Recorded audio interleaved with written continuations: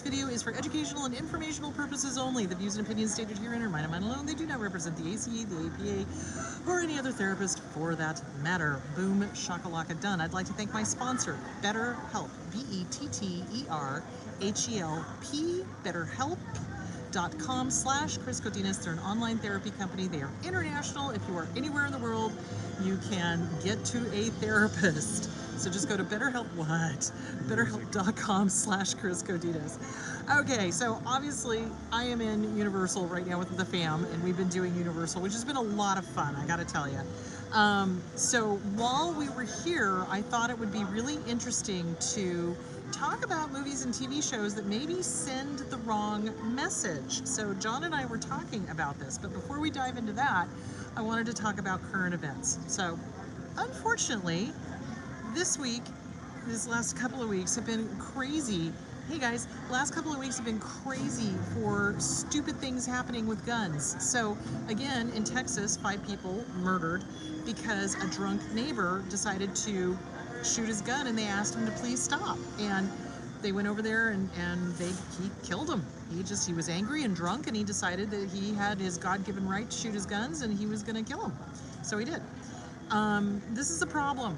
This is a problem. And the thing I want to warn everybody about, you cannot assume that people are sane.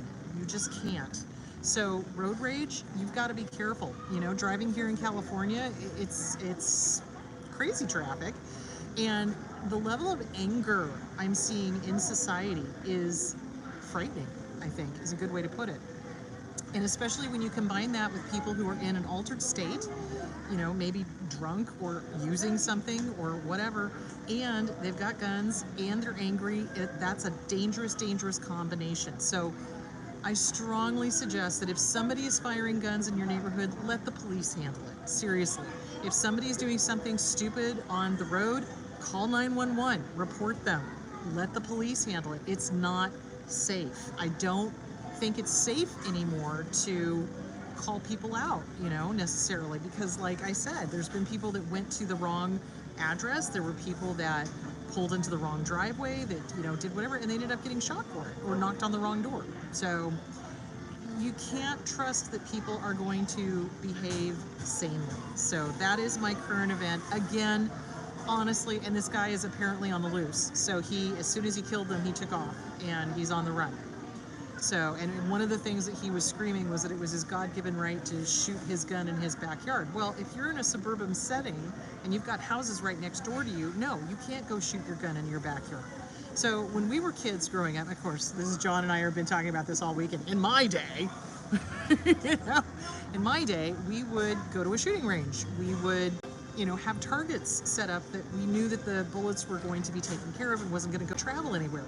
The thing I don't think people think of, too, is that when John and I were living here in LA, there was a case where a couple was coming out of a restaurant, and half a mile away was a gun battle going on with gangs and stuff, and it was either the man or the woman, I can't remember which one, ended up getting shot and killed.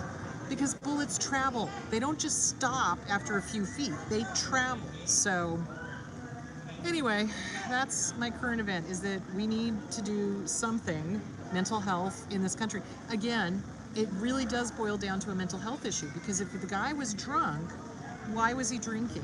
What's he running from? What's he trying to numb himself from?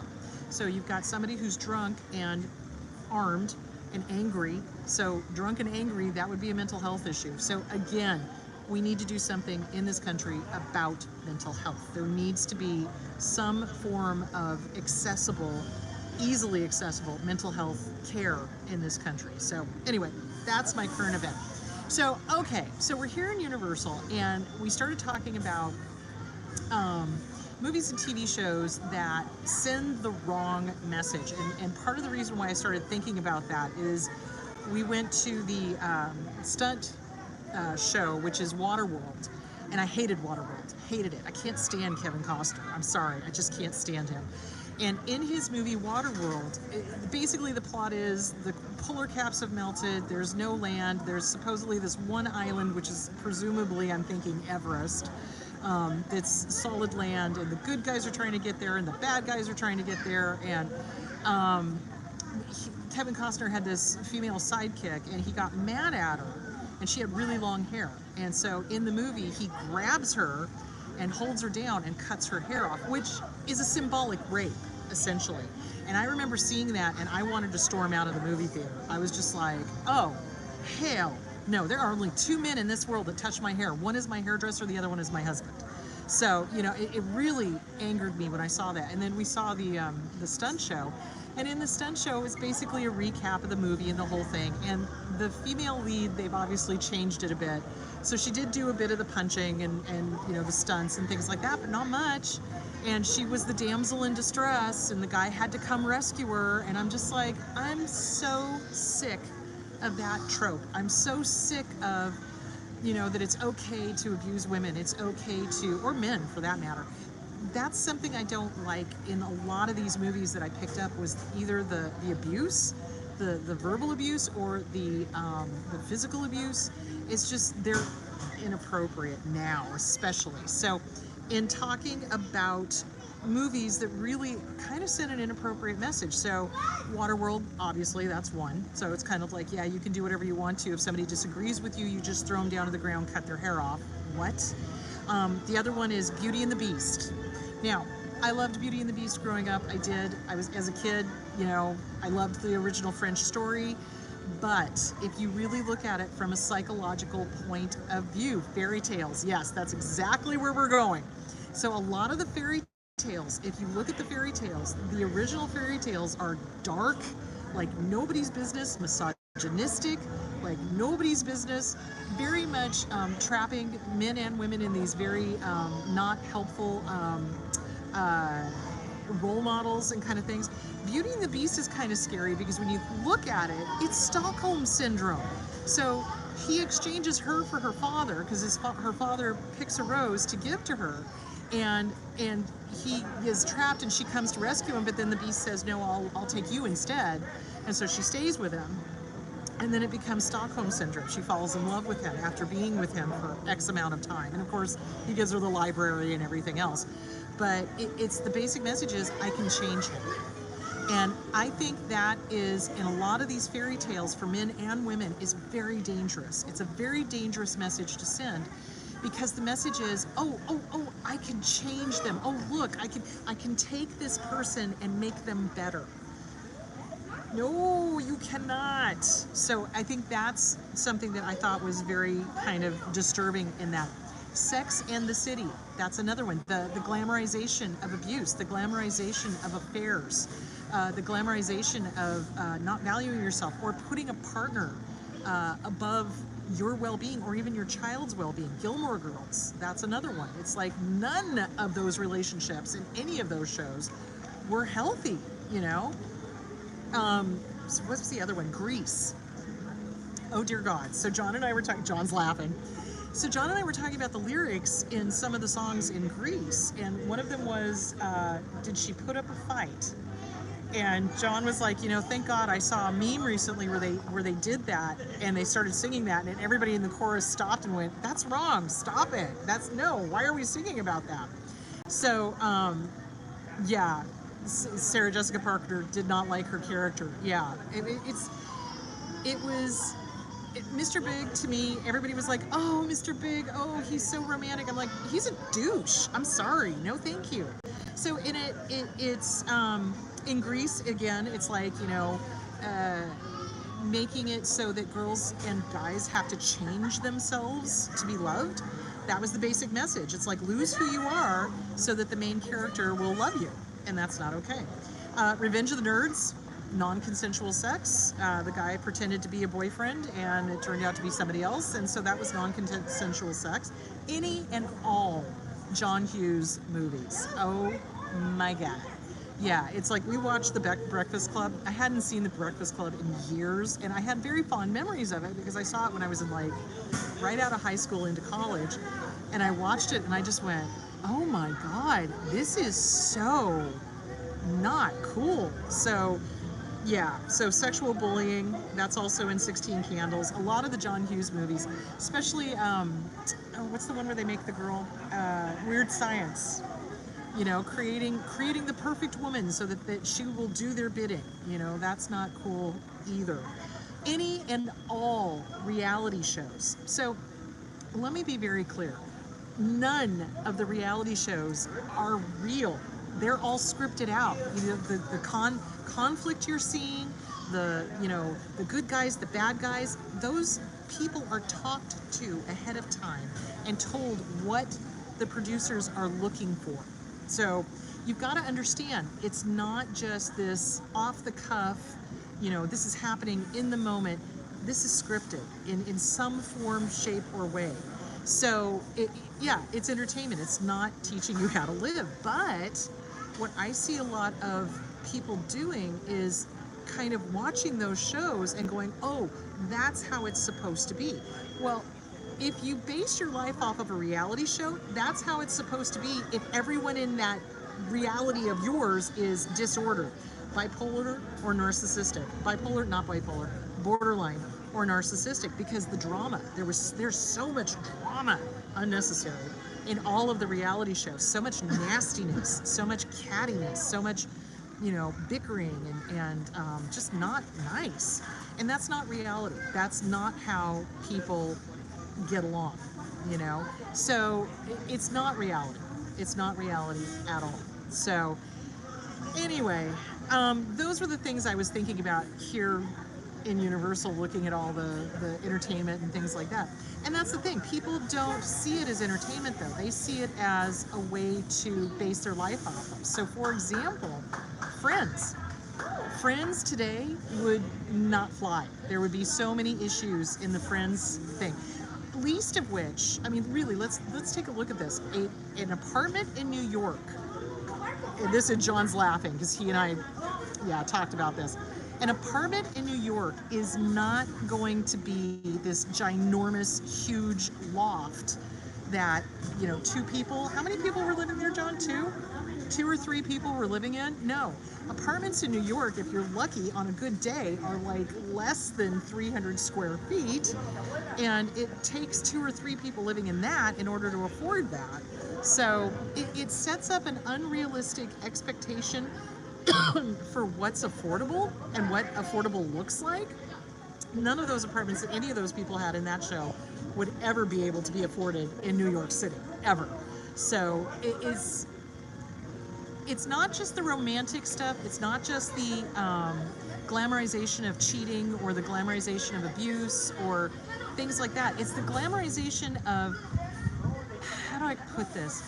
It's kind of like saying, look, these people all have regular jobs and somehow you're going to be able to afford this. Breaking Bad, that's another one. Yes, that's absolutely another one. The other thing I hated is, what's the video game where you beat people up? Grand Theft Auto. It's a series. It's a series of video games. Grand Theft Auto. Yeah, I couldn't watch Game of Thrones either because of the incest. So it was like, you know, friends of mine watched it ahead of time and they were like, do not, you won't, don't even. And I'm like, okay, thank you for letting me know. I couldn't do that.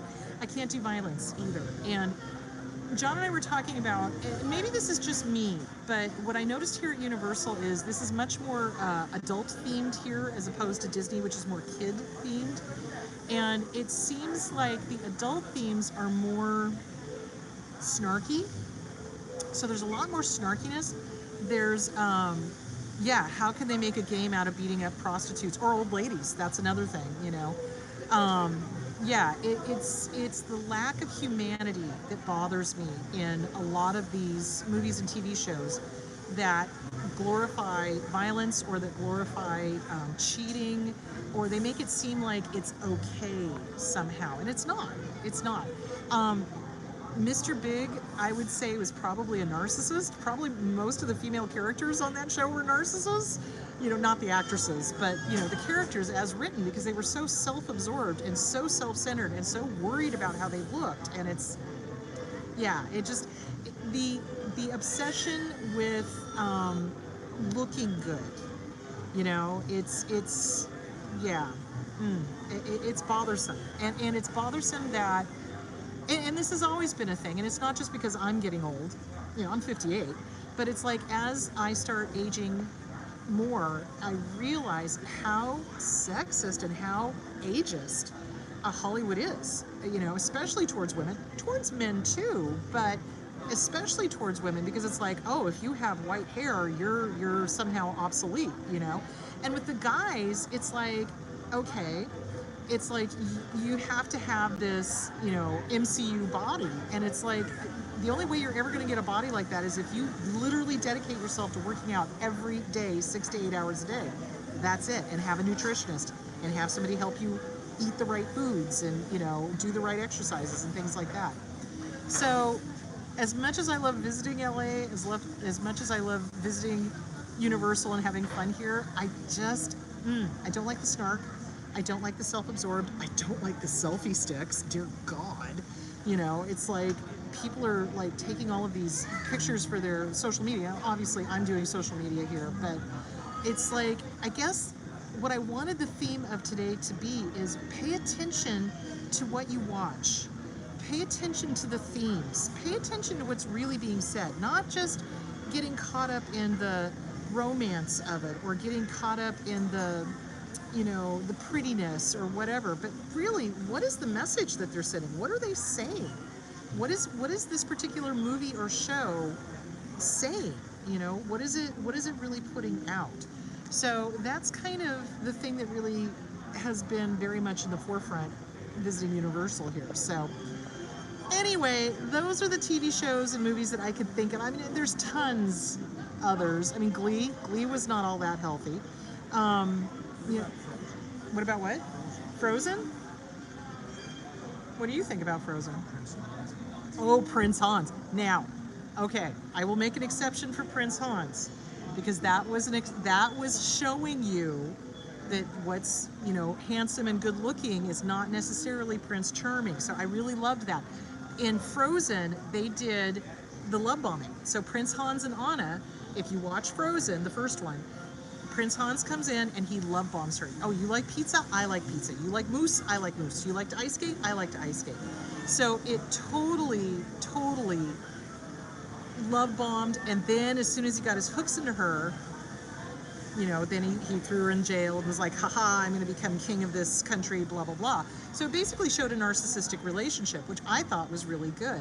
The other ones that I liked was Inside Out, showing all the different emotions.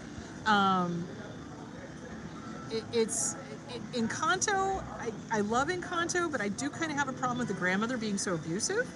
So there is that. But yeah, the 80s and 90s sitcom TV shows, incredibly dysfunctional. I have an incredibly hard time watching The Simpsons. So even though that's a parody of, dysfunctional families, I mean, they take the cake for dysfunction. But unfortunately, especially walking around here in the public, I've seen people that act like them, and I'm like, oh my God. Yeah, I have a really hard time with that. Inside Out is a great movie. I love that. So, yeah, I mean, it's just, I think the biggest thing is, and also it's not just movies and TV shows, but books. So when I was a kid growing up, I used to read romance novels like crazy. And now as an adult, now having, all the background in psychology that I have now, I'm like, holy crap, those things are messed up.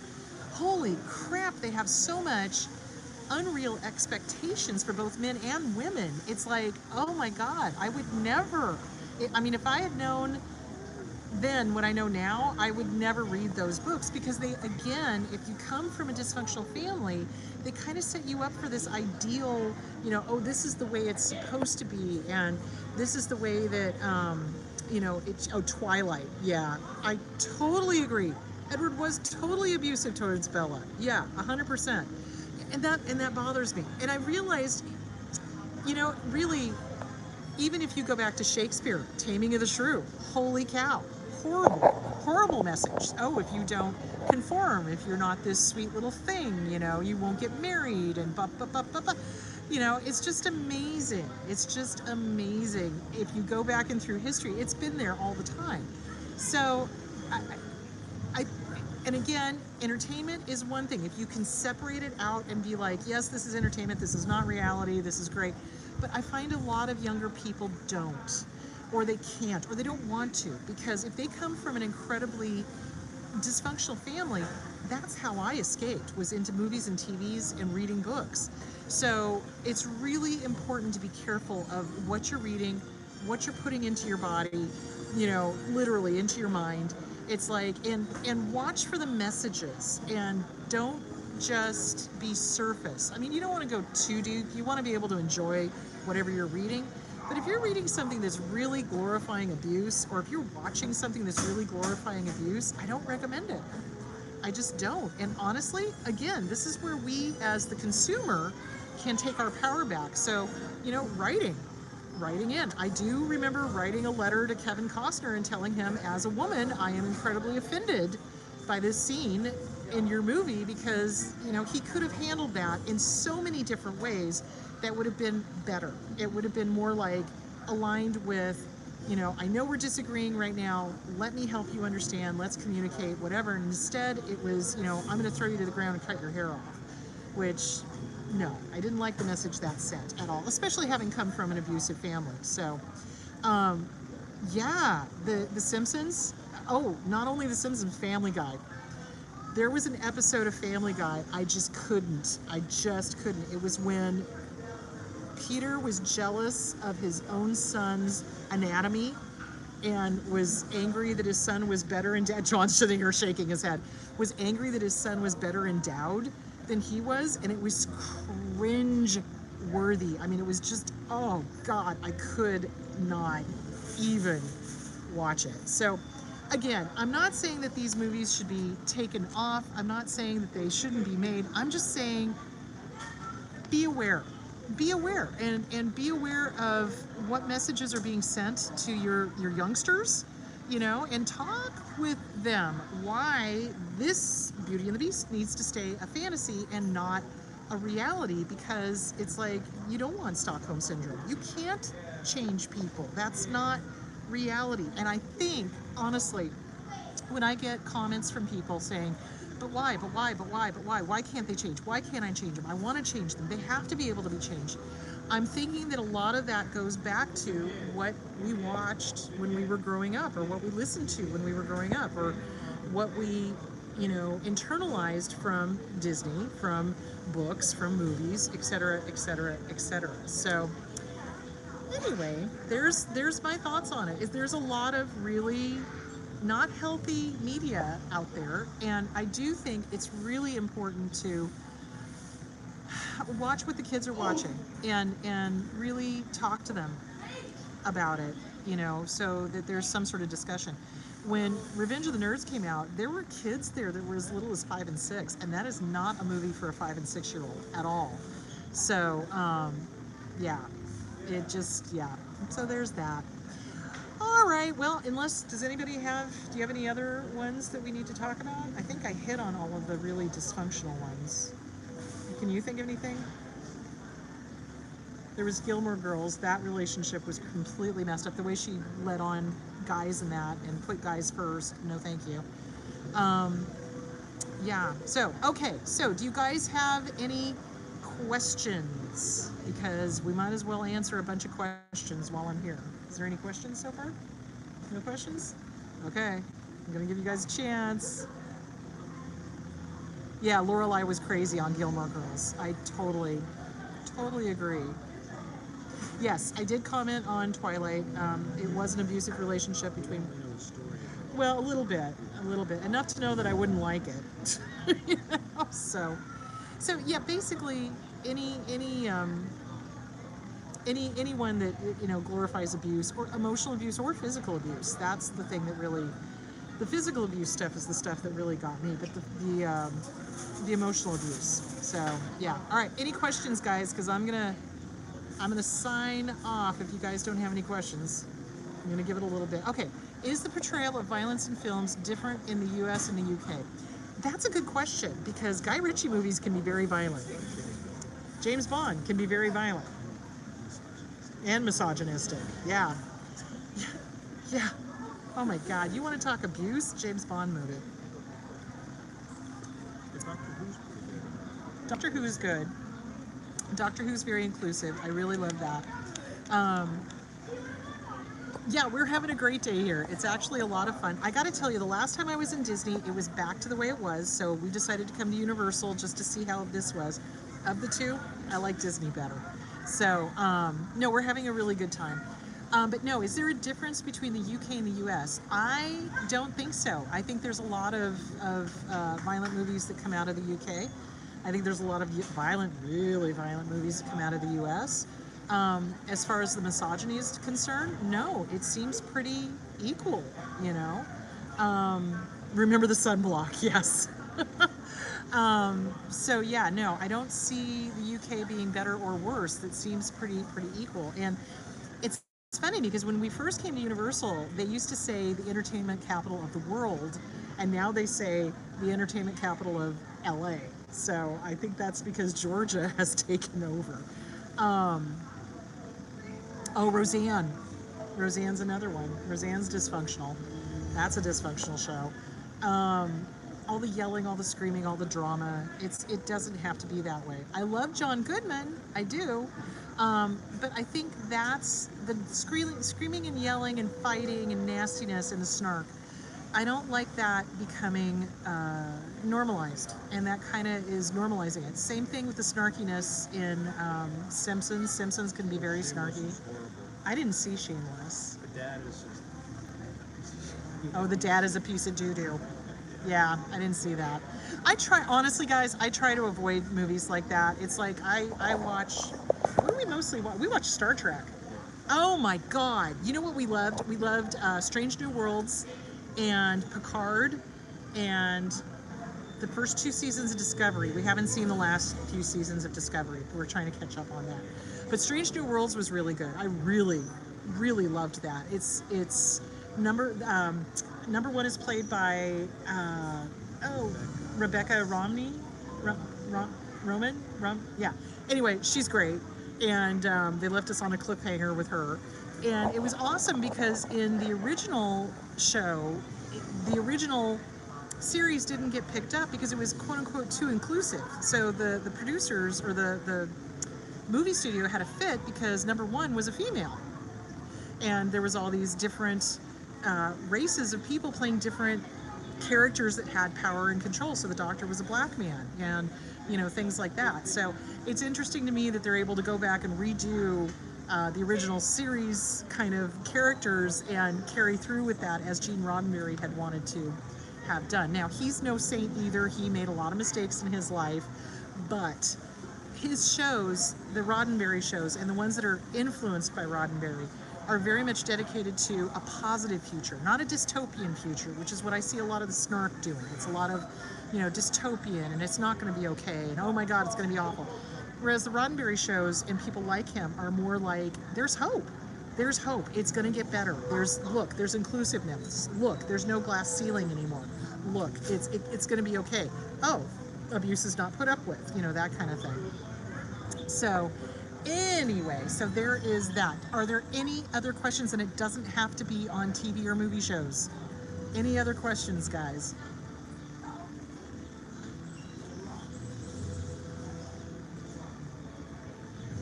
Oh yeah, no calling yourself evil or not evil, crazy.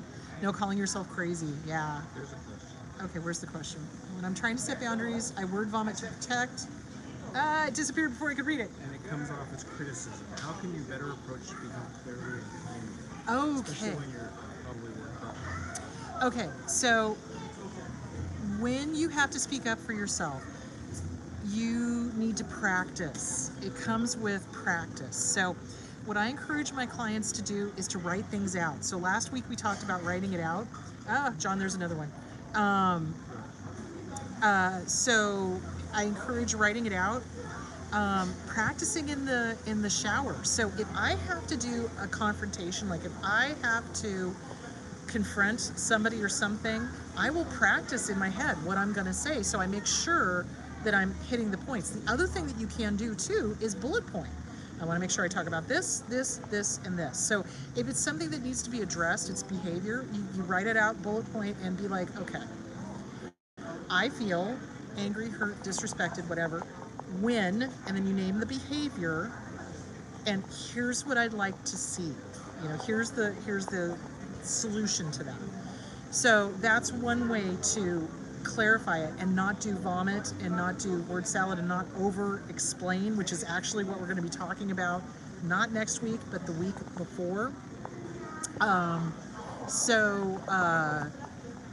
Yeah, so that's what I would do. Okay, there's two questions. Okay, how do you rate California Adventure and Legoland? Never been to Legoland.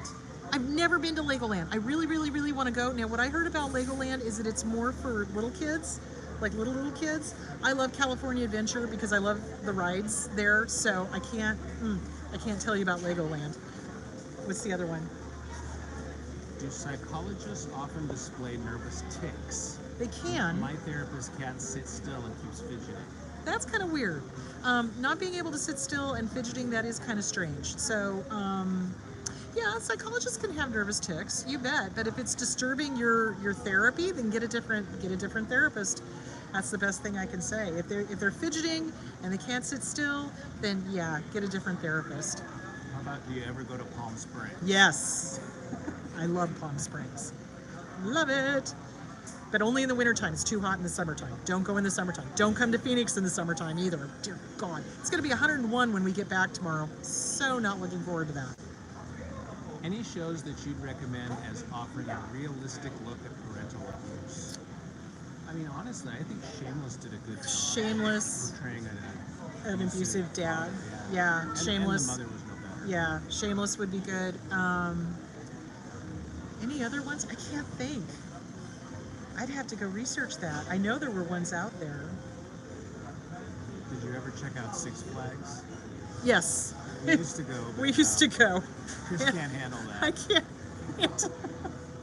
I'm not kidding you guys. Disney is about my speed. You did the Mummy. I did the Mummy. I didn't cry. I was very proud of myself. But last time I went to Six Flags, I went on the Colossus with John, poor John, and I was sobbing. I can't. Teacups. I could do teacups. I could do Matterhorn, but I can't do Six Flags. No way. What is the quickest way to move on from a narcissistic relationship? Ooh, okay. So the quickest way to move on from a narcissistic relationship is you have to remind yourself this person is never going to change. Ever, ever, ever, ever, ever. They're never going to change. They've shown you who you are, who they are, and you need to remember who you are. Absolutely, 110%. So basically, one of the ways that I tell my clients to deal with it is you tell yourself they are dead to you. Like, seriously, you were in love with an illusion that did not really exist. So that illusion is dead. I know, it's awful. But that's the best way to start reminding yourself that this was an illusion and it's dead. It's no longer there. And that person that's walking around sounding like the person you loved is not real. It's not real. So getting with a good therapist, writing it out, journaling, reading CPTSD from Surviving to Thriving by Pete Walker, The Disease to Please by Harriet Breaker, The Self-Esteem Workbook by Glenn Schiraldi.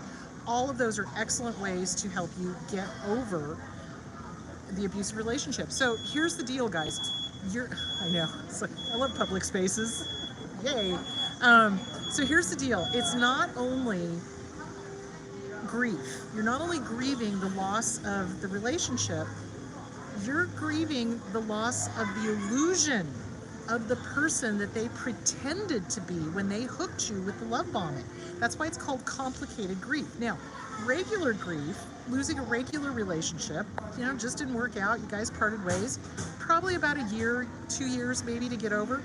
But with a complicated relationship where there is abuse, this physical, verbal, mental, emotional, physical, religious, that takes about 3 years because you have to get through to the first year, all the firsts, okay, now I'm not with this person and oh my gosh, I missed that illusion and I missed that, what we had or what I thought we had and, this, that, and the other thing.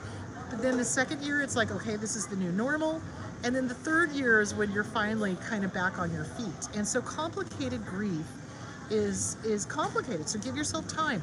But you cannot allow your brain to take a nice little trip down memory lane and be like, oh, but they're so wonderful. Oh, but I miss them. Oh, I miss that. Well, you may miss the love bombing, but the devalue and the discard, no, you don't. So journal, get with a good trauma therapist. Absolutely. Yeah. I missed one. It says, What stage do you cut out flying monkeys who continue relationships with the narcissist? Here's the deal, guys. If somebody is siding with a flying monkey, they're gone. You don't even get, here's the thing. Flying monkeys are one of two things. They are either ignorant, they just don't understand, they don't get how narcissists think or move or whatever, or they are minor narcissists themselves.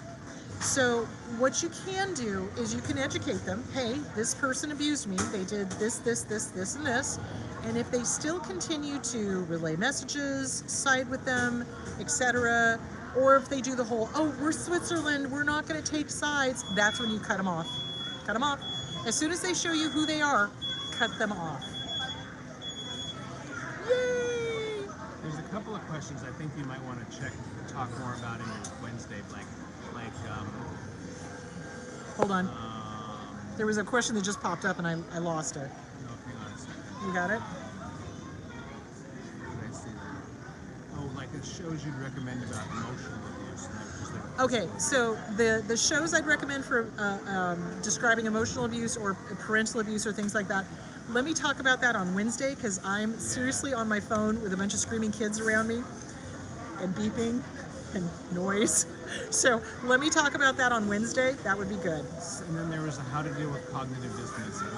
Cognitive dissonance. Okay, so cognitive dissonance is where incoming information does not match what we want to believe. So when somebody who is under the thrall of an abuser is confronted with, hey, this person is abusing you, this is what they're doing, the person will get confused because incoming information is not matching the gaslighting that the abuser has told them, and they will turn on the messenger and they'll basically be like, you're wrong, you're this, you're that, you're just jealous, you don't want me to be with this person, blah, blah, blah, blah, blah. So if you're dealing with cognitive dissonance yourself, keeping a journal of what is said and what's real can help, because then when the abuser comes in and starts gaslighting you and saying, oh, I never said that, or I never did that, and you flip back through your journal and you're like, oh my God, yes, they did. That'll help start clearing out the cognitive dissonance. The problem of it is that it's the inner child. So Inner Child Workbook by Catherine Taylor or Inner Child Workbook by Lucia Cappuccioni. Either one is a really good idea to work on, because the inner child is the one that's going, but I want to believe, but I want to believe them. Well, but incoming information is showing you that they're not who they said they were. So I would start working with a therapist. Honestly, cognitive dissonance is really a tough one to break, but not impossible. So part of the way is you keep a journal so that you can go back for reference. So when you're starting to get gaslit, you can go back and go, no, this is what happened. I'm not crazy. I'm not, they are this way. So there's that. Okay. Okay, okay. Years ago, my ex was spending time with the neighbor when I wasn't around. And she likely cheated and left me for him. Wow. They had a kid and then split. She found him dead the other day. Part of me feels bad that he died alone, but part of me is still angry at him and doesn't feel bad. Should I feel guilty? No, don't feel guilty. Sweetheart, you know what? Here's the deal. You did not kill him, okay? You had anger towards him, justified. There's such a thing as righteous anger, okay? Anger in and of itself is not a bad thing. It's what we do with it that makes it either helpful or harmful. So if we internalize the anger, that's harmful. If we externalize the anger and take it out on somebody, that's harmful. If we simply have the thought, Jesus Christ, I'm glad that son of a bitch is dead, that's not a bad thing. That's not a bad thing. It is what it is. You know what I'm saying? So no guilt. No guilt. No guilt. Now, if you actively went to go kill the person, then yes, I would say, oh my God. But no, just thinking the thought, it's a thought. It's nothing more than a thought. It's if we act on it or not that makes it harmful or hurtful or helpful. So I hope that answers your question. You have nothing to feel guilty about. If somebody has wronged you, oh, there's a Shakespeare quote. If you prick us, do we not bleed? If you wrong us, do we not revenge? It's that kind of thing. So you got your revenge without having to do anything, and there's a part of you that feels guilty about that because you probably wanted the guy dead. So you just kind of acknowledge it's like, he's dead. Yeah, and boy howdy, that's karma's a bitch. And don't feel guilty about it. Don't feel guilty about it. Okay. Let's see. Is it common for the narcissist to have you diagnosed as the dangerous narcissist? They can. They absolutely can. So the narcissist story will always be that you're the abuser. Always. It will always be you're the problem, you're wrong, you're bad, you're this. They will go to a therapist that doesn't know what they're doing and try to get you diagnosed, Cops and lawyers. or the cops, lawyers, etc. So this is why, oh my gosh, this is why divorce from these jackwagons, it's the kindest thing I can say, is so dicey, because they are going to go on a smear campaign like nobody's business. So you've got to be prepared for that. Now, this is something I want to talk more about, not next week, but the week after. I want to talk more about not oversharing. Stop oversharing. So when we get accused unjustly of X, Y, and Z, that little kid inside of us pops up and goes, but I'm not, but no, that's not right. But we start trying to defend ourselves. Think of it like boxing, okay? The narcissist wants to get you on the ropes. They want you to be in a defensive position, okay? Don't defend yourself. It doesn't matter. Their opinion of you is not going to change. It's not. So you got to stop trying to defend yourself. When you divorce one of these people, they are going to go on a smear campaign. They are going to try to paint you as the bad guy. This is why documentation is so important. If you didn't watch my show last week, go back and watch it. It's all about documentation. Go to thehotline.org, which is the National Domestic Violence Hotline, and it has an outline for how to document abuse. And that's going to serve you well when you go to divorce. Okay, there was another question. There's that second one from the I don't have it. Oh. Yep. When leaving, the narcissist will promise that what they know you want, what they withhold, they'll say they'll do it. Even if you do stay, they won't follow through. Breadcrumbs, future picking, etc. Why do we fall for the repeated lie? Because of the inner child. So my suggestion would be get with a good therapist and work on the inner child. So most of us, not all, but most of us who have been in abusive relationships have an inner child that got damaged, hurt, harmed, etc.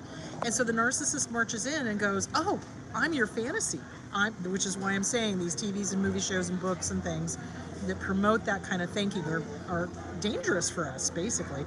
I'm your fantasy. I'm your perfect mate. Look at me. I'm perfect. I've got everything you said you wanted, And they'll do it for a little bit, but then as soon as the hooks are in and they know they've got you, they don't, and they continue to do the whole, oh, I'm going to give you what you want. Oh, I'm going to make it good. I'll do this. And then they never do. So that's part of their game, and it keeps us hooked because we know we would follow through on our promises. Listen to me now. Believe me later. This is important. We would follow through on our promises, and we expect them to be as honorable. They have no honor. They have no honor. They're not going to follow through on their promises. Promises are a means to an end. They're bait to hook us, to get us to do what they want. So, and it's the little kid going, but they promised. Well, yeah, if they were a healthy, normal person, they would follow through on their promises. You're only as good as your word. So, there it is. All right. I missed one. So they're basically saying, I feel like I need 50 or 500, of these. So how many red flags do we really need? Because they feel like they see a lot of them. Okay, so I've done several videos on red flags. It's really a matter of self-esteem. So if you have good self-esteem, you will not put up with red flags. So what my recommendation is, sit down, write out your list of deal breakers. What are your deal breakers? What should you never put up with? So let's start. Disrespect. So what does disrespect look like? Disrespect looks like lying, otherwise known as gaslighting, cheating, stealing, manipulation, harming, hurting, making empty promises and not following through on them. Those are all deal breakers. Now, when somebody has broken a deal breaker is just exactly that. If somebody breaks that, they are ejected out of the game. Out of the game. You don't even give them a second chance. And what I see a lot of people doing is, but, and again, my question to you is, how old are you when you start doing the but? That's an inner child issue. So you do not tolerate Yes, Sonny, you do not tolerate any bad behavior. None. The second they break one of those deal breakers, you be done. You be done. You deserve better. You deserve respect. You deserve love. You deserve truth. You deserve honesty. You deserve integrity. And those jackwagons don't have any of that. None. Next question. Is that it? Okay, guys. John's like, I'm tired of sitting here with all these people screaming. All right. So, no show next week, but on the 14th, I will be doing Stop Oversharing. And specifically, I want to talk about stop oversharing in regards to divorces and custody cases and using my family wizard, because we got to stop oversharing with those people. So I'm going to talk about stop oversharing, not next weekend, but the following weekend. Oh, somebody's having a day. Okay. All right, sweethearts. I got to go. I will figure out how to turn this off. Help me, Obi-Wan. There we go. All right. So I will talk to you guys later. Bye.